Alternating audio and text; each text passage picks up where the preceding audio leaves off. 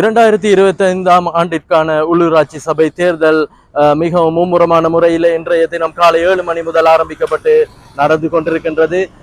மக்கள் பொதுவாக வாக்களிப்பு நடவடிக்கைகளில் மிகவும் மும்முரமாக ஈடுபடுவதை நம்மால் அவதானிக்கக்கூடியதாக இருக்கின்றது. குறிப்பாக திருகோணமலை மாவட்டத்தினை பொறுத்தவரையிலே 13 உள்ளூராட்சி சபைகளுக்கான 221 உறுப்பினர்களை தெரிவு செய்கின்ற தேர்தலாகவே இது அமைந்திருக்கின்றது. குறிப்பாக 321 வாக்களிப்பு நிலையங்களில் வாக்குப்பதிவுகள் இன்று காலை முதல் ஆரம்பமாகி நடைபெற்றுக் கொண்டிருப்பதை எங்களால் அவதானிக்கக்கூடியதாக இருக்கின்றது. அதே நேரத்திலே இந்த வாக்குப்பதிவுகள் அனைத்தும் இன்றைய தினம் 4 மணி அளவில் நிறைவுற்றதும் திருகோணமலை மாவட்டம் பூராகவும் அமைக்கப்பட்டிருக்கின்ற 129 வாக்கெண்ணும் நிலையங்களில் வாக்கு எண்ணும் நடவடிக்கைகள் ஆரம்பிக்கப்பட இருப்பதாக மாவட்ட தெரிவத்தாட்சி அலுவலரும் மாவட்ட அரசாங்க அதிபருமான WGM ஹேமந்தகுமார் அவர்கள் தெரிவித்திருக்கின்றார்.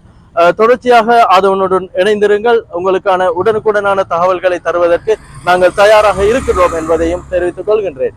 அதன் செய்திகளுக்காக திருகோணமலையில் இருந்து நிக்கி தோம்சன்.